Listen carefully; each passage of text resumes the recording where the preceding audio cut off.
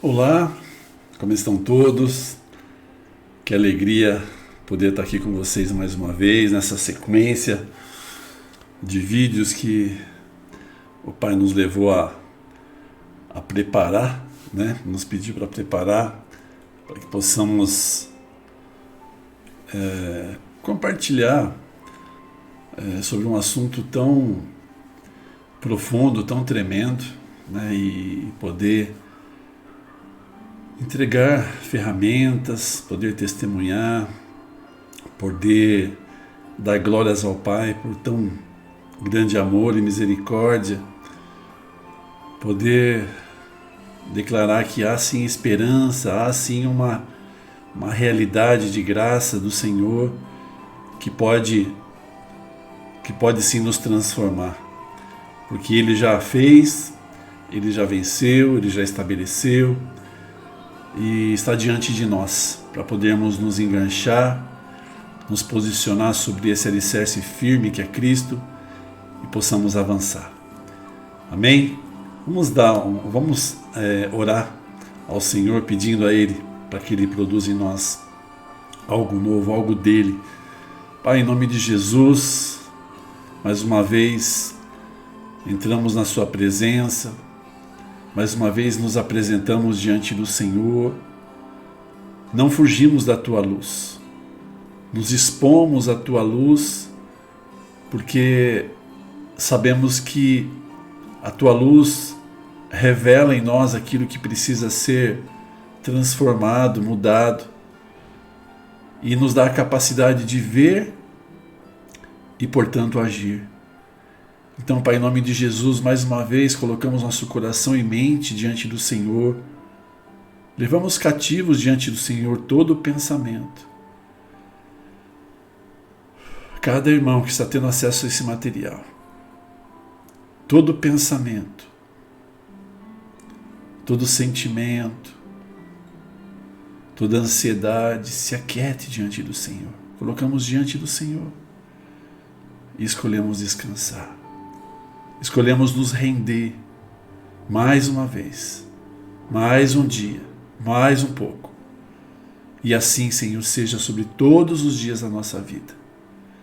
Pai, declaramos, chamamos o espírito de cada um a uma posição de alinhamento, uma posição de tomar da vida do Senhor, de crer, e desde essa plataforma de fé nos movermos, Pai, em ação, diante daquilo que o Senhor tem nos proposto.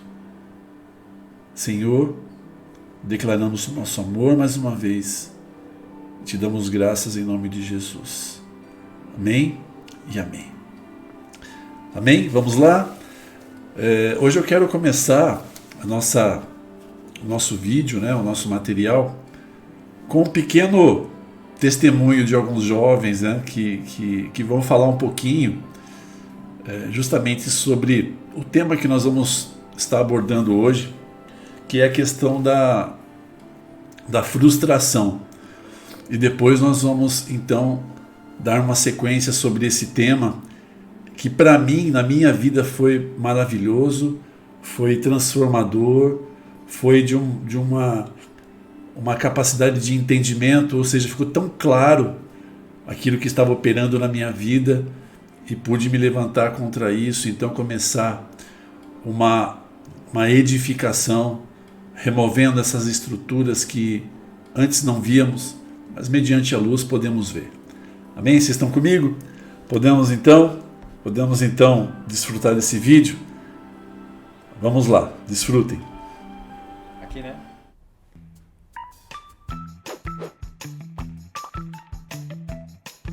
Acho que minha grande experiência de frustração é com comida. Por conta de uma questão emocional, eu comecei a comer demais. Aí eu fui ganhando peso, e eu tinha medo de aranha na escola e também era gordinho, então as pessoas me chamavam de Piteta Parker, por conta, enfim. Eu lembro uma vez que eu tava no aniversário de uma amiga, a gente tava na piscina, eu tava sem camisa, eu já morria de vergonha de tirar a camisa. E aí o priminho dela, pequeno, apareceu, me olhou assim e falou: "Por que você tem seios?" Aí eu travei, e aí eu decidi que eu não ia mais comer demais e que eu ia fazer um regime, e a partir dali eu comecei a pegar muito firme nisso. Então, enquanto antigamente eu olhava para uma mesa de comida e eu queria comer todos os doces, hoje eu vejo que Deus tem me transformado para não ter tanta ânsia assim de comer doce. Eu vejo Deus me transformando a cada momento para um dia chegar à estatura do varão perfeito. Estatura do varão perfeito! Não.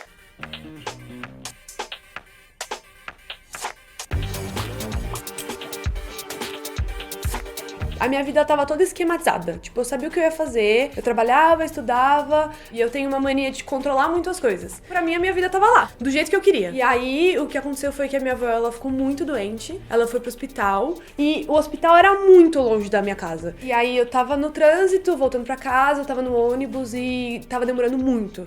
Eu tinha que estar um certo horário, eu não consegui estar nesse horário, e começou a passar, eu comecei a ficar desesperada. E aí, foi a primeira vez que eu tive um começo de crise de ansiedade, que depois prolongou por uns 2 anos e eu ainda tô tratando disso. E eu senti o tratar de Deus quando a minha avó veio a falecer, que eu fiquei muito mal, eu fiquei muito triste, mas foi quando eu entreguei. Eu senti o consolo do Espírito Santo, que é uma coisa que a gente não consegue entender, uma coisa que a nossa cabecinha, a nossa racionalidade não consegue entender, mas que vem e consola mesmo. É o contentamento em meio à tristeza. Aqui tá bom? Aqui tá bom? Bom, a minha história acontece do meu primeiro pro segundo ano do ensino médio. Tinha uma escola técnica na frente da minha escola. E era uma escola muito boa, então muitos amigos meus queriam estudar lá. E eu comecei a estudar, falei pros meus pais, olha, eu quero estudar lá, quero tentar fazer administração lá. Chegou o dia do vestibular, o tão esperado dia do vestibular, que realmente é muito tranquilo, um dia maravilhoso. Fiz o vestibular super animada, super confiante, yes, vou passar. Eu não passei no vestibular pra escola técnica. Eu me senti muito mal. Todos os meus amigos entraram, então acho que eu fiquei pior por causa disso. E aí eu parei e pensei, cara, eu posso levar esses pensamentos por 2 caminhos. O primeiro é realmente aceitar, tipo, caramba, eu sou muito ruim, eu não sou boa o suficiente, não consegui passar. Ou eu posso pegar esses pensamentos e levar pra outro caminho. Não aconteceu agora, mas pode acontecer depois, quem sabe no futuro mais próximo. Então eu me acalmei, respirei fundo e eu fiz o vestibular no próximo ano e eu passei. Nem sempre é no meu tempo, nem sempre é quando eu quero. O que importa é o tempo de Deus, e esse tempo é o melhor tempo. E essa é a minha história. Palmas. E a minha dica pra você que tá passando por um momento de sofrimento, que perdeu alguém, que Jesus Cristo, ele conhece a sua dor, ele veio e foi o que mais sofreu, ele tinha tudo e ele se humilhou pra sofrer por nós, por morrer, pra dar pra gente o maior presente, que é a vida eterna. A dica que eu posso dar pra você que está passando pela mesma coisa que eu passei é descansar em Deus. Deus tem o tempo dele, e o tempo dele é muito melhor que o seu tempo, acredite em mim. Porque o melhor de Deus tá pra ver na sua vida. Se você tá há muito tempo lidando com uma frustração e acha que não tem saída pra ela, calma, respira. Tem pessoas que Deus realmente transforma num instante. E tem pessoas que Deus vai transformando aos poucos. Então olha pra sua história e vê o quanto você já progrediu desde o começo dessa frustração e quanto você continua crescendo à estatura do varão perfeito.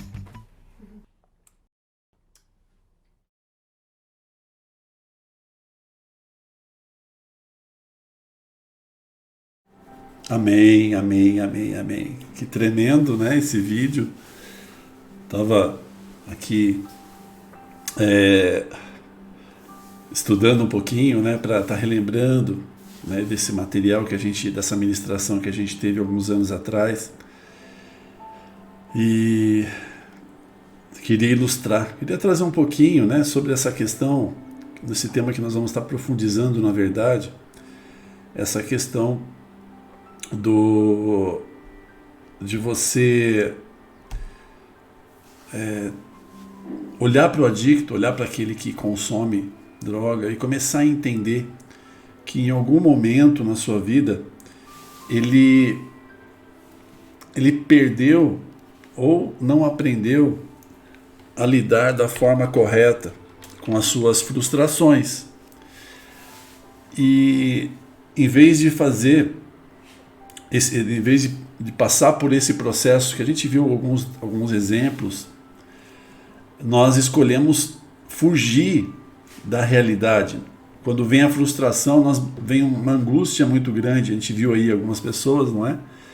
Só que a forma de resolver isso, em algum momento, nós fomos na direção das drogas, fomos em direção da bebida, fomos em direção de fármacos que buscam trazer uma mudança no meu estado emocional, ou seja, a frustração vem, em vez de eu ressignificar, em vez de isso encontrar em mim ferramentas que podem me tirar desse estado e me levar à resiliência, ou seja, me adaptar a esse novo tempo, a essa nova etapa, ou esse novo desafio que está diante de mim, eu busco fugir, eu busco sair dessa angústia, né, que a frustração causa, de uma forma rápida, de uma forma artificial, ou seja, um recurso onde na verdade eu vou alterar o meu estado emocional, mas não vou poder lidar com a situação que se apresentou diante de mim. Então essa é a questão. Então hoje em dia nós, desde muito pequenos, você vê aí, desde muito pequenos, nós vivemos numa sociedade onde ela busca trazer uma ideia de que nós não podemos sofrer e nos estimula a alterar o nosso estado emocional usando recursos que trazem uma falsa ideia, uma falsa verdade, onde eu creio então que usando algumas substâncias, usando um subterfúgio para fugir da minha frustração, eu vou poder sim ser feliz. Então desde muito pequeno, as crianças, quando recebem, não aprendem a receber um não, né? Os jovens, quando você não consegue estabelecer limites, o adulto, que ele está tão centrado em si mesmo, onde ele não consegue ser contrariado, e todas essas frustrações vão levar a um comportamento cada vez mais frustrante, né? Porque a vida vai nos apresentar muitas situações que realmente nós vamos precisar enfrentar as frustrações, mas vamos precisar de algo interno que sustente isso e me leve a administrar e me adaptar a novas realidades, para que eu possa vencer as frustrações, para que eu não pare no meio do caminho em direção aos meus objetivos, que eu não pare no meio do caminho em relação aos meus relacionamentos, que eu não pare no meio do caminho enquanto estou estabelecendo metas, estabelecendo objetivos de vida. Então é sobre esse tema que nós vamos estar falando hoje. Amém? Então vamos lá. Olha só. Baixa tolerância à frustração. Se vende muito nos dias de hoje o que é cômodo, o que é rápido, que tem resultado rápido, instantâneo. E nem sempre as coisas são assim. Nosso objetivo com as pessoas é poder ajudá-las e estabelecer níveis de frustração, ou seja, nosso objetivo com esse estudo, com esse conhecimento, ajudar essas pessoas a estabelecer níveis de frustração aceitáveis para uma vida cotidiana, já que não fomos treinados, educados muitas vezes, ensinados emocionalmente de uma forma muitas vezes adequada, olhando para isso, não é? Então hoje a sociedade busca no sistema de ensino, nas faculdades, nos professores, a educação. Só que o sistema emocional, ele vai além disso, ele vai ser fundamentado de uma forma muito mais importante e profunda dentro dos seus relacionamentos familiares. Okay? As pessoas que consomem substâncias têm uma tendência a ter baixa tolerância a frustrar-se. Por quê? Ela está acostumada que mediante uma frustração ela vai usar um subterfúgio para escapar dessa frustração, mas de forma que nós podemos ver que não vai resolver, mas vai escapar. E quanto mais eu faço isso, mais eu vou me distanciando da realidade. E aí nós vamos ver. A pergunta é: estamos dispostos a enfrentar algo que nos aprisiona e sabemos que tem roubado nossa liberdade, né? Porque quando nós não conseguimos lidar com a nossa frustração, não avançamos, não crescemos, não amadurecemos. Vamos ser pessoas que vão ser educadas emocionalmente, a fugir, a parar no meio do caminho, abrir mão dos nossos projetos, abrir mão da nossa casa, da nossa família. Então, acabamos sendo escravizados por essa adicção. Não é? Por quê? Porque é um elemento que vai construir em mim uma falsa realidade e eu posso me inserir nela e viver uma vida totalmente nessa mentira, estabelecida nessa mentira. Né? Olha só, porque nada pode fazer frente àquele que governa. Para poder enfrentar algo assim é necessário tomar o controle. Mas se dentro de mim eu fui treinado emocionalmente a fugir dessa realidade usando um fármaco, usando uma droga, usando uma bebida, eu vou perdendo a minha capacidade de resiliência, de combater aquilo que tenta me subjugar. Não é? Então, às vezes tentamos uma vez deixamos duas, queremos voltar à realidade, queremos voltar ao cotidiano, queremos voltar a ser funcionais, mas batemos numa estrutura que é interna, que é profunda, que muitas vezes nós não aprendemos a olhar, identificar, e por não conseguirmos ver, não podemos nos mover. Porque só conseguimos nos mover, entrar no processo de transformação e ação, quando eu vejo o inimigo, quando eu vejo um desenho que tem que ser estabelecido. Isso é em tudo na nossa vida. A única coisa que nos tira de um estado de passividade é quando você vê um desenho e você sabe o que você tem que fazer. Isso é o ponto de partida. Jesus dizia: não se pode entrar na casa do valente sem antes amarrá-lo. O propósito desse modelo de trabalho, ou seja, desse estudo que nós estamos dando, e vejo que existem muita luz aí, muito equipamento, desde o reino de Deus, né, desde informações daqui, para que seja jogado luz, para que nós possamos nos mover, vendo um desenho, possamos então edificar. Disso se trata o reino de Deus. A palavra vai dizer lá em 1 Coríntios 3 que o Senhor Jesus, ele é o alicerce firme, ele é o fundamento eterno de todas as coisas que já foram estabelecidas em Cristo Jesus antes da fundação do mundo. E nós, como filhos, temos uma missão. Qual? De edificar com ouro, com prata, com pedras preciosas, algo que já está estabelecido no céu, algo que Cristo já fez.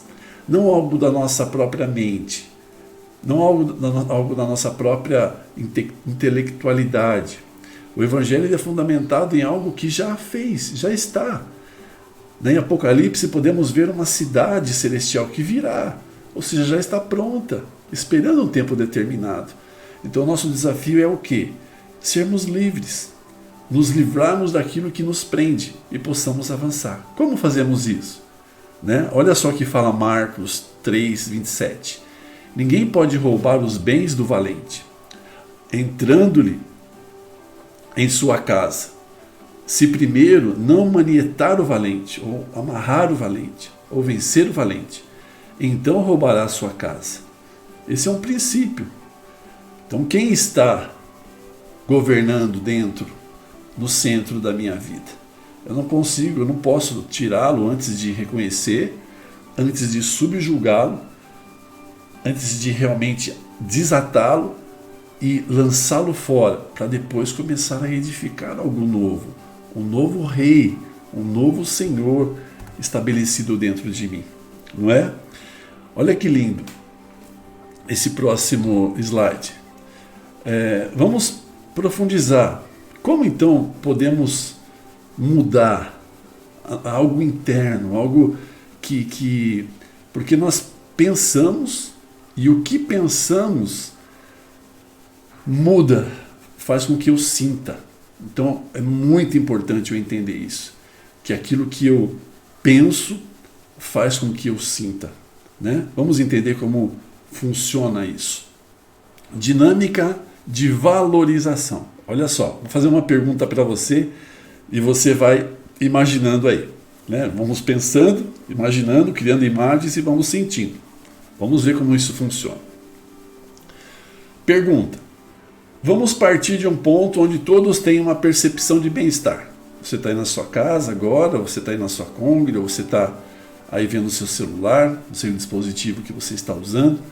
E eu pergunto para você, quantos aqui estão se sentindo bem? Mas vamos dar um parâmetro. Que haja uma percepção no seu ser. Quem está se sentindo bem de 0 a 6? Né? E quem está se sentindo muito bem de 7 a 10? Uma escala de percepção de como você está se sentindo bem. Então, por que você está se sentindo bem ou muito bem? Pare por um momento, não leia aí o que está sendo. Vou até tirar aí para você não pensar nisso.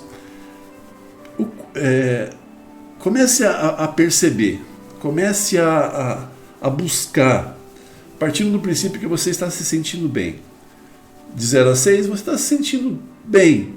Você está bem. Mas de 7 a 10, eu estou muito bem. Então perceba, cada um de nós vai criar então um mecanismo de busca. Vamos buscar referências, imagens, acontecimentos. Vamos buscar em nós mesmos. O que está dentro do meu coraçãozinho? Como está meu sistema emocional agora? O que eu estou pensando agora? Qual é a minha perspectiva? Qual é a minha expectativa? Não é? Olha que interessante isso. E alguns vão falar, eu estou bem, outros vão falar, eu estou muito bem, mas há todo um sistema de valorização. De valorização. O quanto eu valorizo algumas coisas, algumas situações, algumas imagens, alguns sentimentos, vai trazer uma consciência de percepção do meu estado emocional. Olha que interessante. Temos um motivo, há uma valorização. Nos sentimos bem porque a percepção dessa valorização está me fazendo perceber um bem-estar. Provavelmente você já observou tudo ao seu redor. Na hora que foi feita a pergunta, você buscou tudo ao seu redor. O que está acontecendo e está avaliando para valorizar. Você está avaliando tudo ao seu redor. Você buscou informações para você perceber o seu estado emocional. Está avaliando para valorizar. Enquanto você valoriza, você vai sentindo. Olha que interessante. Talvez nós estejamos num dia não muito bem, então vamos valorizar, dar valor a algumas coisas, estamos dando valor a algumas coisas. Eu não estou muito bem porque fulano falou isso, porque eu passei por isso, porque aconteceu algo assim. Então o valor que damos a esses acontecimentos é o que vamos sentir. Então, porque as pessoas sentem conforme o que valorizam. Existe aí algo tremendo, nós vamos estar mergulhando nisso muito mais profundo, tá? Durante ainda os próximos vídeos, tá bom? É o que as pessoas valorizam que vai definir o seu sistema emocional. Por isso, quando vamos trabalhar com pessoas com problemáticas adictivas, sabendo que as drogas são o sintoma de uma problemática profunda e que o principal motivo do consumo é modificar o estado emocional, começamos a entender que o que valorizamos pode estar distorcido. Portanto, há algo que tem que ser corrigido na sua forma de pensar. Olha que tremendo isso. Mas, para isso, temos que entender como se pensa. Porque nem tudo que se pronuncia mentalmente é um pensamento. Vamos entender um pouquinho mais sobre isso. Existem muitas coisas passando aí pela cabeça de cada um, né? E muitas coisas passam desapercebidas até. Muitas coisas passam e pensamos, estamos no automático. Não aprendemos a lidar com o nosso sistema emocional, com o que pensamos. A palavra vai dizer assim, o Senhor vai dizer assim: trazei cativo, levai cativo diante do Senhor todo pensamento. Uau! Eu tenho que aprender a levar diante do Senhor cada pensamento. Por quê? Porque cada pensamento gera uma emoção.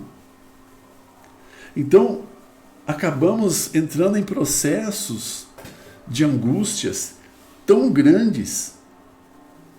Aí percebemos por que alguns não entram e outros entram nesse processo de angústia. Por quê? Porque aprenderam a valorizar o que pensam sobre cada tema, de forma a serem funcionais. Assim, conseguindo vencer a frustração. Conseguem atravessar situações tão complicadas, situações tão pesadas, mas sem buscar nas drogas, na bebida ou algo artificial a força necessária para vencer. Então, muito vai depender da onde colocamos os nossos pensamentos e desde onde aprendemos a dar valor a cada coisa na nossa vida. Vamos entender isso. Isso é tremendo. Então teremos que aprender a entrar nesse conjunto de pensamentos de nossa cabeça. Pensamentos cognitivos, automáticos, de plataforma, de esquemas nucleares. Tirar tudo isso e entender quais são os processos dentro da cabeça das pessoas. Isso é um ponto que me ajudou muito quando eu entendi aquela palavra, né? Eu já falei sobre ela, metanoia, arrependimento, que nós já falamos, acho que no vídeo 1, a diferença da culpa e do remorso. A culpa me leva a um arrependimento, ou seja, eu olho para aquilo gera em mim culpa e eu ressignifico. Eu mudo a minha forma de pensar e de valorizar algo e alinho aquilo ao que o Senhor pensa, ao que o Senhor vê. Uau! E aí eu entendo aquela palavra que diz: olha, não vos moldeis a esse mundo, transformai a vossa mente, para que vocês possam provar aquilo que é bom, aquilo que é perfeito, aquilo que é agradável. Opa! A minha mente, ela pode estar moldada em sistemas de crença, em plataformas, em pensamentos, em emoções falsos. E Cristo, o Senhor Jesus, Ele quer vir, e já veio, colocar uma nova plataforma, uma plataforma de ressignificação desde o reino de Deus. Uau! Isso é para os filhos. Os filhos aprenderam a valorizar as coisas, tudo ao seu redor, desde Cristo. Automaticamente, cada mentira das trevas vão sendo trazidas à luz e vão sendo substituídas por uma verdade. Por isso Cristo vai dizer, né, e é uma palavra bem conhecida: conhecereis a verdade, Romanos 8,32. Conhecereis a verdade e a verdade vos libertará. Por quê? Porque o Pai, Ele busca nos filhos, através da fé, do crer, uma disposição em confessar a salvação, que é apenas o começo do quê? De um processo de transformação de uma nova criatura, que é transformada como? Pela verdade do reino de Deus, a verdade que vem em Cristo, que é o Logos, que é o pneuma, que é a vida, que é o espírito vivificante. Por quê? Porque conforme vamos mudando a nossa plataforma de pensamento e de emoções, vamos experimentando o que é bom, o que é perfeito e agradável. Ah, mas eu posso fazer isso de uma outra plataforma? Podemos, existem muitas filosofias, mas todas humanas, nada comparado a Cristo. Então, podemos buscar uma espiritualidade, podemos buscar uma religião, mas nós vamos ver que isso é parte, mas que Cristo quer nos oferecer algo completo. E a verdade do reino de Deus é que Ele nos fez uma nova criatura. Literalmente, já não somos mais homens que se alimentam e se saciam de qualquer filosofia humana. Nós não somos homens ou mulheres que se alimentam daquilo que é produzido aqui, de qualquer conhecimento, maior que seja. Nós somos seres que recebemos em Cristo Jesus uma forma de nos alimentar. Ele diz: eu sou a verdadeira comida e a verdadeira bebida.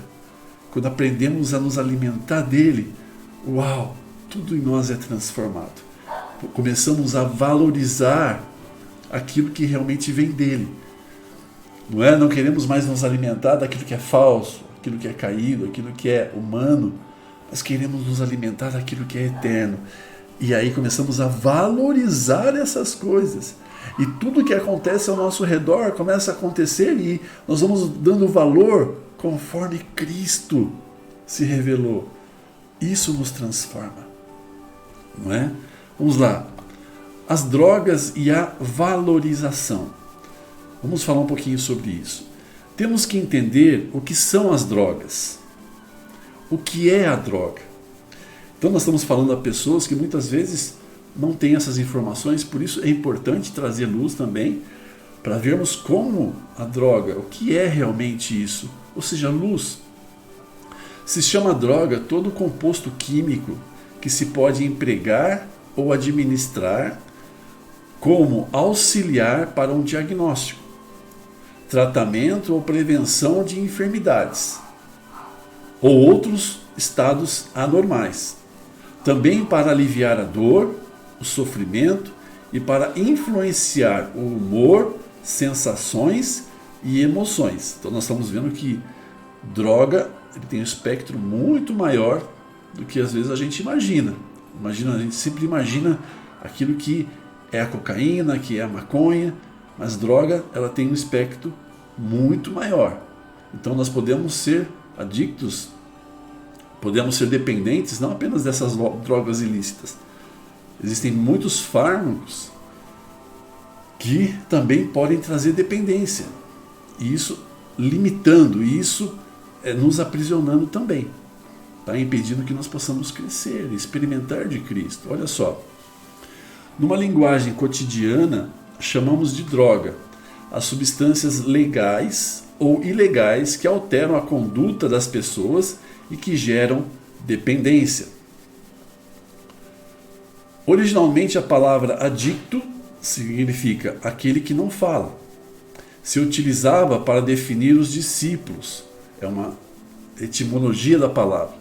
Mas com o tempo seu uso mudou para definir os escravos. Então se usava a palavra adicto aos escravos. E é um sinônimo de dependente. E se usava também aos discípulos. Na Grécia, quando eu era um discípulo de um mestre grego, eu era considerado um adicto. Aqui era um escravo da sua sabedoria, do seu ensino. Eu estava ali dependente totalmente dele. O que ele falasse para mim era lei. Eu tinha que obedecer. Esse era o nível de comprometimento no ensino. Quase todas as substâncias que consumimos contêm drogas, ou seja, compostos químicos. Exemplo, café tem a cafeína. Então, todas substâncias, muitas substâncias contêm droga. Temos que entender sobre o que estamos falando. Quando falamos de drogas, estamos falando nas mais comuns em nossa sociedade. Maconha, cocaína, crack. É para onde nós estamos direcionando esse estudo, ok? O tabaco e o álcool não são consideradas drogas problemáticas, ou seja, que não influenciem na vida dos outros. Então é aí, né, para a gente, cada um tem uma opinião, mas por isso o tabaco, né, o cigarro e o álcool são liberados. Então, por quê? Porque não se considera que ele afeta a vida de terceiros, apenas a minha vida. Mas será que isso é verdade diante na prática da coisa? Não é? Os adictos são pessoas que consomem essas drogas. Por isso são considerados escravos delas. Ou seja, o que não fala. O adicto tem dificuldade de expressar o que está pensando, o que está acontecendo. Tem sua boca fechada. Tem uma incapacidade de expressão em seus sentimentos e pensamentos. Interessantíssimo isso. Como eu crio um subterfúgio de a droga como uma fuga, essa fuga, ou seja, estou me sentindo tão frustrado, tão oprimido, que eu não consigo falar com as pessoas mais próximas, eu não consigo falar, eu quero usar, e eu fujo daquele assunto, eu não quero olhar para aquilo que me frustra, e eu me calo, eu quero mudar o meu estado emocional, mas sem ressignificar a minha frustração, porque eu não quero olhar para ela. Então eu acabo sendo o quê? Escravo do quê? Da droga, que me traz um prazer e me leva a esquecer, me calar em relação àquilo que me frustra, a minha realidade. Então por isso essa dificuldade do adicto em falar. Nós vamos entender isso, porque quando falamos, ressignificamos, damos outro valor às coisas, podemos dar outro valor às coisas, mas enquanto não há esse movimento interno de entender isso, a pessoa ela continua sem falar, presa nos seus pensamentos. Quando uma pessoa se desprende e começa a falar, ela começa a ressignificar ou significar, volta a valorizar, a dar um novo valor às coisas, volta a significar os acontecimentos da sua vida. Quando ela fala é porque ela está olhando para o problema e ela quer então dimensionar, ela quer então ressignificar algo dentro para que ela possa então vencer a frustração sem o uso de um agente externo.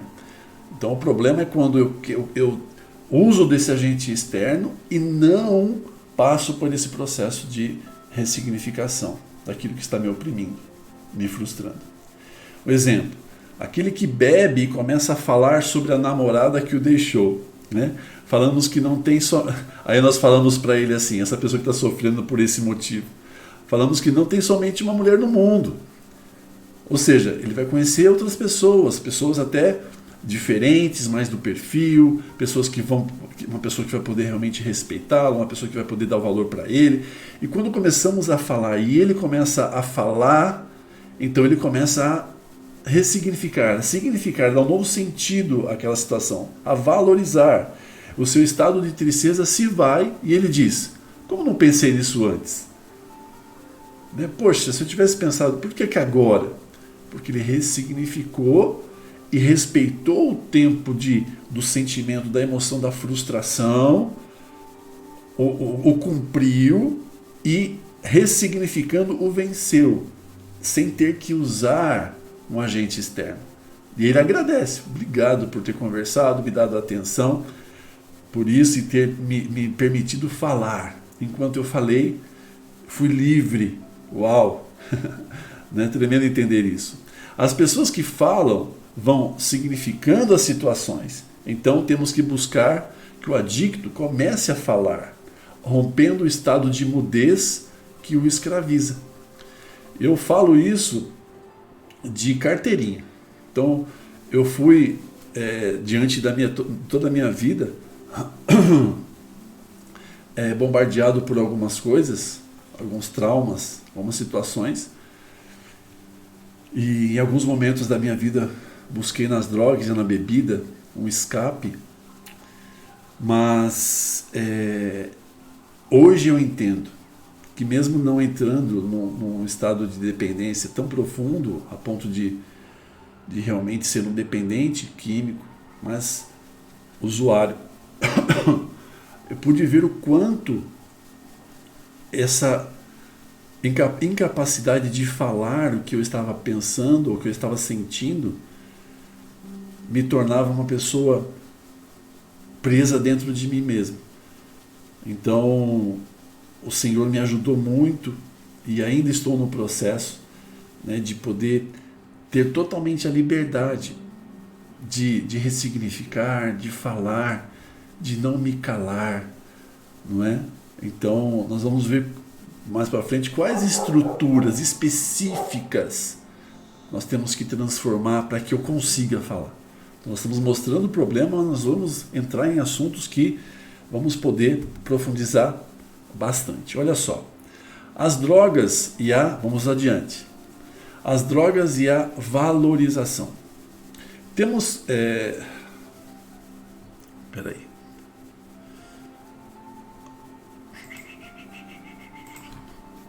perdão, só um segundo,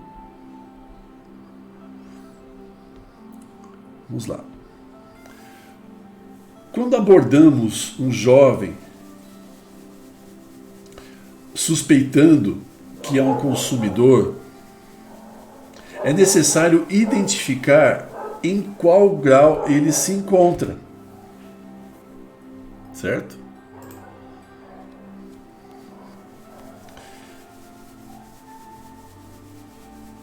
Se ele experimenta esporadicamente, se ele é um usuário frequente ou se ele é um dependente. Temos que ter um equilíbrio ao detectar o uso. Não podemos nos desesperar se soubermos que nosso ente querido experimentou ou teve um contato. Temos que primeiro definir o grau do envolvimento. Temos que entender que pelo fato de uma pessoa ter experimentado a substância uma ou duas vezes, ela não é um adicto. Então, dentro de casa, temos que ter essa sensibilidade, essa empatia de podermos, mediante ao conhecimento do contato com essa droga, podermos ver em que grau essa pessoa está usando. Então, não adianta nós nos desesperarmos, nós temos que olhar e tentar, então, definir qual é o estado. Vamos entender, então, como isso funciona. Uso esporádico. O que é o uso esporádico? É o que prova a droga e o álcool, mas não continua com o consumo. Não usa em suas saídas, muito menos abusa deles. Normalmente a motivação para usá-lo é a curiosidade e a pressão dos amigos. Se dá muito entre adolescentes que são pressionados por um amigo, ou pessoas adultas que por alguma questão... Deixa eu só desligar aqui o meu som. As pessoas adultas, por uma questão de desabafo, né, por algum motivo se embriaga ou usa uma droga apenas para se sentir melhor naquele momento. Nesse ponto, a recomendação é o diálogo. Perguntar onde conseguiu, quem te apresentou, advertir que uma porta foi aberta e há um risco agora. Então, o uso esporádico, identificar a pessoa que experimentou pela primeira vez e não desesperar, mas se ela cedeu a uma necessidade de alteração no meu sistema emocional. Por que ela usou isso? Ela usou isso para apenas se sentir bem entre os amigos? Ela usou isso para tirar a sua timidez? Ela usou isso para que motivo? Porque ela estava frustrada com algo? Para desabafar? Porque houve um trauma? Então eu tenho que identificar o motivo, o gatilho, a causa e combatê-la. Porque uma porta foi aberta. Então, se a causa, que foi a motivação do uso, ela levá-lo a buscar outras vezes, sem que ele seja capaz de identificar o que aconteceu, qual foi o gatilho, pode ser que esse processo avance. Então, olha a importância do cuidado da família, do olhar da família e o quanto antes identificar o uso, né? E se for num adulto, se for numa pessoa mais velha, por quê? Buscar resolver as questões internas, através da conversa, através de terapia, não sei o que você tem como recurso, porém, nós podemos olhar para isso e entender que se colocamos as nossas frustrações, se colocamos tudo aquilo que nos incomoda, a nossa confiança, ela não pode ser através de uma droga, mas ela pode vir através de Cristo. Cristo, através da sua paternidade, ele restaurando em mim a confiança, o amor, a aceitação, a aprovação. Uau! Tudo isso cria em mim uma forma de me sentir, uma realidade onde eu não preciso de algo externo. Eu preciso apenas experimentar aquilo que o Espírito Santo está estabelecendo já dentro de mim. Então eu posso vencer essa frustração, vencer essa falsa necessidade, né, para agradar alguém, uma rodinha de amigos, para afogar uma mágoa. Então tudo isso são portas, provar algo para alguém, sofrer um trauma para fazer como ajuda para a minha dor. Não, para isso temos o Espírito Santo. Então é desde aí que temos que valorizar. Então o uso esporádico ele funciona dessa forma. Vamos lá. Abuso de substância. Então, quando ele já começa, dizer que se trata de uma conduta disfuncional, onde as consequências são negativas e estão diretamente relacionadas ao consumo. Então, uma pessoa que já começa a usar com frequência, ela não apenas experimentou, mas ela já experimentou e aquilo já virou um hábito. Tá? Então eu preciso estar atento a isso. Tudo que se consome tem uma consequência negativa. Pessoas que consomem uma quantidade muito pequena de álcool e de repente ficam violentas e agressivos, ok? Uma pessoa que fuma um pequeno cigarro de maconha e sente uma reação muito forte. Uma pessoa que consome um pouco de cocaína e fica totalmente transtornado em estado de êxtase. Essas pessoas estão abusando, pois não se trata de quantidade. Isso é muito importante eu entender. Não se trata de quantidade, mas sim da consequência que causa em cada indivíduo, como cada corpo racionaliza o uso. Exemplo, uma diferença da estrutura do homem e da mulher. Organismos diferentes, reações diferentes, mesmo sendo do mesmo sexo. Então eu preciso entender. Ou seja, mesmo eu sendo mulher, em relação ao homem, eu sinto mais a potência, mas entre as mulheres, umas podem sentir mais e outras podem sentir menos. Tratamento para essa classe, esse nível de atuação da droga, né? É redução de danos. Pessoas que trabalham, olha só, redução de dano. Pessoas que trabalham com transporte, caminhoneiros, taxistas, que fazem uso de cocaína para ficarem acordados. Estou dando um exemplo da porta que é aberta, não é? A cocaína faz com que as pessoas fiquem despertas, se desperte, um estado de lucidez, mas em pouco tempo cai o nível de atenção e a pessoa entra na fase de abstinência, fica irritado, perde o controle dos sintomas e se põe paranoico. Pode ter delírios, pode crer que estão o perseguindo, alucinações auditivas, alucinações visuais. Portanto, é muito perigoso. Muito perigoso. Uma sensação também de muita força muscular. Então, quando eu abuso, né, da substância, e no fundinho ali há um pensamento de que eu ainda estou no controle, não é? Mas aí começam a aparecer esses sintomas, começa a aparecer essas alucinações, ouvir coisas, a abstinência.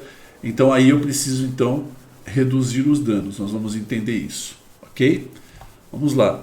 E aí o terceiro nível, que é a questão mesmo da dependência. Então existe aquele que começou, vamos lá, aquele que faz o uso esporádico, aquele que começa a abusar da substância e aquele que se torna totalmente dependente. Vamos ver quem que é esse dependente. Dependente, uma forma disfuncional de consumir substâncias que geram uma deteriorização e males, tanto físicos como psíquicos, ou mudanças socialmente significativas, manifestados por um ou mais dos seguintes pontos, em um período de 12 meses no mínimo. Então aí aparece aí para você chegar nesse ponto e realmente se perceber como dependente. Esses temas que nós vamos abordar agora precisam se manifestar pelo menos por um ano. Ok? Vamos lá. A Organização Mundial de Saúde, a OMS, define o abuso por 4 critérios. Uso não aprovado. O consumo está legalmente proibido, né? Trabalho com máquinas pesadas, competições esportivas, etc. Então, o uso não aprovado é o primeiro critério que a ONU, que a Organização Mundial da Saúde, a OMS, determina, né, como a questão do dependente. O segundo ponto, uso perigoso, é o consumo frente a situações de risco orgânico, consumo por pessoas por doenças hepáticas ou momento inoportunos, álcools antes de dirigir. Uso danoso, consumo por pessoas em situações vitais que implicam na diminuição da tolerância, velhos, crianças, grávidas, consequentemente os seus fetos, né? Uso disfuncional, que é o quarto ponto, consumo que leva à alteração psicológica e social, padrão desadaptativo. Então, aí nós temos algumas questões que indicam, né, são consideradas pela OMS critérios aí que mostram realmente essa dependência. Ou seja, a pessoa consome a droga e ela tem a sua profissão, vamos colocar assim, trabalha com máquinas pesadas, e ela vive no ambiente de competições, é esportista, mas ela usa isso, começa a chocar com aquilo que é a sua profissão, é a sua atividade. Isso então começa a ver o que? Uma transformação. Você está passando por um processo desadaptativo. A OMS alerta para tudo isso. Esse último ponto é o ponto que estaremos trabalhando. Quando a pessoa é desadaptada da sociedade. O tema que temos que avaliar é saber se uma pessoa necessita de ajuda ou não, e a sua gravidade. O que nos mostra isso são suas condutas, avaliar sua funcionalidade ou disfuncionalidade na sua vida social. Por exemplo, abandono de estudos são características, são questões que a pessoa está vivendo. Abandono de estudo, que mostram a disfuncionalidade. Está se separando da esposa, a polícia está procurando, né? Avaliar sua conduta disfuncional para se relacionar com os outros. Aí podemos definir a urgência da ação de ajuda. Então, o dependente já está manifestando essas coisas, o dependente já está, esses 4 critérios que a OMS traz, já está enfrentando essas situações. Então, como já está vivendo isso há mais de um ano, então são temas, são situações que vão mostrando no indivíduo aonde ele está no seu processo de dependência química, dependência das drogas, ok? Então temos que avaliar tudo isso, qual dos 3 níveis ele está, observar para essas características, o que está acontecendo hoje, para podermos então direcionar, sabermos o que fazer com essa pessoa, ok? Vamos lá. Alguns indicadores de dependência. A tolerância e abstinência são sintomas que indicam a dependência. Então, vamos ver um pouquinho mais profundo o que realmente mostra que, olha, eu estou nesse processo, eu já atingi esse 3º nível. Tolerância. O que sente a ação do álcool mais rápido, seu organismo está reagindo. Ao contrário, o organismo está se dando por vencido. Uma necessidade de quantidades crescentes da mesma substância para conseguir a intoxicação e o efeito desejado. O efeito das mesmas quantidades de substâncias diminuiu claramente com seu consumo contínuo. Então, a tolerância. No que sentido? Eu bebo uma quantidade de álcool, bebida alcoólica. Aquela quantidade, você conhece aquelas pessoas que falam assim, eu posso beber uma caixa de cerveja, eu posso beber 1 litro de uísque que não me faz mal. Eu preciso de mais para conseguir uma alteração do meu estado. O que isso significa? Que essa pessoa é forte para beber? Na verdade, não. Na verdade, isso indica que os seus órgãos internos, como o fígado, já está comprometido. Então, ele não consegue mais fazer aquilo que lhe foi dado como motivo. Ou seja, filtrar o álcool do seu sangue, filtrar o álcool do seu organismo. Ele já não consegue, ele já não dá conta, então ele para, ele fica estagnado, ele não consegue. Agora, aquele que tem o fígado perfeito, um pouquinho de droga, de álcool que ele ingere, ele já sente automaticamente aquele calor subir, já sente aquela tontura. Poxa, mas eu bebi só um trago. Exato, esse organismo dele está pleno, está reagindo ao consumo. Enquanto que aquele que vai consumindo, eu aguento bastante, eu aguento muito, meu físico é bom. Não, na verdade não é, ao contrário. O seu físico já passou da hora da tolerância e ele está sendo danificado, ele já não está mais respondendo à droga ou à bebida. Ok? Então a tolerância, isso é muito perigoso, porque alguns precisam de doses muito grandes de bebida ou de droga, porque o seu corpo já não está mais respondendo, ele já está tolerando. Isso a gente viu que não é bom, é um sinal que o corpo já está fadigando, já não está funcionando como deveria. Outro ponto é abstinência, sintoma que se produz na pessoa quando ela deixa o uso da substância de uma forma abrupta. Não se pode parar de repente, tem que ser acompanhado. A síndrome da abstinência é característica para cada substância. Se toma a mesma substância ou uma muito parecida para aliviar ou evitar os sintomas de abstinência. Aí então é necessário o acompanhamento de um médico.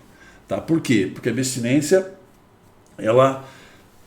se o meu corpo está tão habituado a receber aquela carga de álcool e droga, que quando ele para de receber, ele vai entrar no processo de abstinência, e aí podem ter consequências, cada um reage de uma forma, então é necessário um acompanhamento aí de um profissional da área da saúde para que isso paulatinamente, vamos colocar assim, devagar, vai sendo revertido e o organismo vai sendo limpo dessa droga. Ok?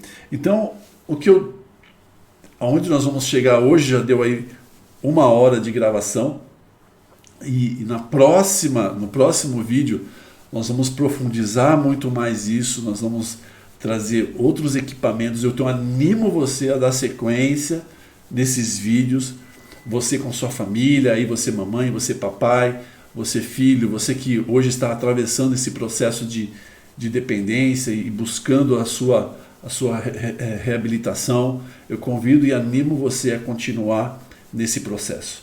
Amém? Eu creio que hoje foi muito proveitosa, muitas informações e eu creio que muitas pérolas, muitas revelações também do Espírito para que a gente possa então vencer plenamente isso. Vamos orar? Pai, em nome de Jesus, te dou graças por cada palavra que foi soltada, por nos permitir começar a perceber o quão importante é começarmos a valorizar tudo que nos cerca desde o teu reino. Aprendermos a nos mover de acordo com a sua vontade, que é boa, é perfeita e é agradável. Percebemos o quão verdade é que o Senhor é a única fonte, é a fonte da verdade, que podemos tomar e sermos transformados nela, sermos livres daquilo que é o meu ego, aquilo que é o meu eu, que alimenta o quê? Um desejo, que alimenta sofismas, fortalezas, pensamentos mentirosos que vêm para sucumbir a minha vida e da minha família. O diabo ele veio para matar, roubar e destruir, mas hoje nos levantamos como voz profética sobre essas casas e chamamos o espírito de cada um que se levante e se posicione diante do Senhor e clame pela graça, pela misericórdia, e que os seus ouvidos e coração sejam destapados, que o coração seja quebrantado, que o ouvido destapado e aquilo que são os desenhos do Senhor possam se revelar a você. E mediante a você enxergar esses desenhos, você possa se mover. Assim foi com Moisés, quando subiu ao monte e pôde enxergar o tabernáculo e o seu propósito. Quando ele desceu, ele tinha tudo impresso em si. Assim foi com Noé, quando recebe todo o desenho da arca. E então pode trazer à realidade aqui algo que não existia. Pai, como isso é lindo. Quando Cristo andou aqui na terra, ele dizia: eu só faço o que eu vejo o meu Pai fazer. Ele tinha acesso a um lugar eterno, onde as coisas estavam escondidas, ocultas, como diz Efésios 1. Mas agora está revelada aos filhos e temos acesso a esse lugar e podemos tomar do Senhor esses desenhos para manietarmos da nossa vida toda a mentira que as trevas têm depositado até hoje e desfrutarmos, Senhor, da tua plenitude. Te glorificamos, te agradecemos, em nome de Jesus. Amém e amém. Vamos adiante, meus irmãos, até o próximo vídeo. Fiquem na paz.